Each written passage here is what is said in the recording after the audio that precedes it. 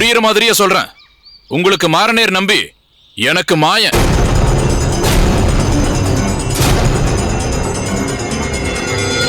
நீ ஏன் மாரநேர் நம்பியை தேடுகிறாய்? பின்ன தம்பியை தேடிதான் அண்ணன் வருவான். என் தம்பியை பார்க்க தான் நான் இங்க வந்தேன். மாரநேர் நம்பி உனக்கு தம்பியா? மாரநேர் நம்பி எனக்கு தம்பி இல்ல, மாயன் தான் எனக்கு தம்பி. என்ன பொறுத்த வரைக்கும் என்னைக்கும் அவன் மாயன் தான், மாரநேர் நம்பி இல்ல. வேதாந்தமே ஆழ்ந்த முடிவான விஷயமாயிற்றே குருதேவா. அடியேன் பேசியதில் ஏதாவது தவறிருந்தால் மன்னித்து விடுங்கள். எப்படியோ இவ்விவாதத்தை தங்கள் சிந்தனைக்கே விட்டுவிட்டேன். இதுபோன்ற அரைகுறையான குறிப்புகளை தாங்கள் ஏற்றுக்கொள்ளத்தான் வேண்டுமா குருதேவா?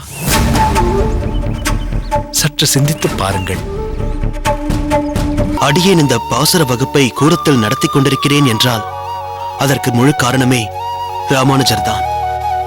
அவர் மூலம்தான் அடியனுக்கும் இதில் ஈடுபாடு ஏற்பட்டது. அவரை பற்றி பேச பேச, அவர் புரிந்த சாகசங்களை கேட்க கேட்க அவரை நாங்களும் சந்திக்க வேண்டும் என்ற ஆவல் அதிகரிக்கிறது. உங்களுடைய ஈடுபாடும் ராமானுஜரை சந்திக்க வேண்டும் என்ற உங்கள் ஆவலும் அடியனுக்கு பெரும் மகிழ்ச்சி அளிக்கிறது. அவரை பற்றி உனக்கு தெரியாதா? படிப்பிலும் பொதுஜன சேவையிலும் அதிக அக்கறை கொண்டவர். இப்பொழுது திருப்புட்குழிக்கு மாணவனாகத்தானே சென்றிருக்கிறார்.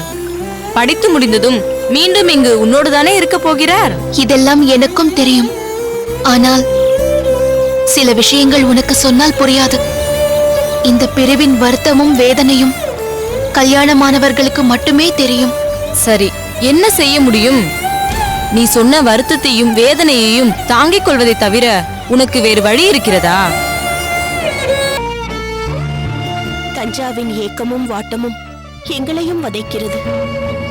வாரத்தில் 2 நாட்கள் வந்து செல்வதாக சொன்னது உங்களுக்கும் தெரியும் அல்லவா?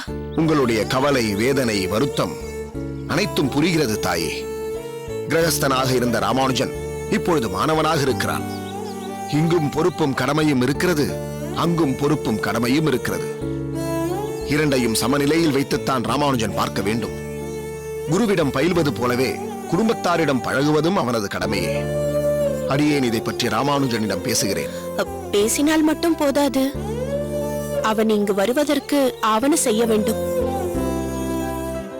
எல்லோரும் அவன் வருகைக்காக காத்திருக்கிறோம் என்பதை வலியுறுத்த வேண்டும். வருவான்.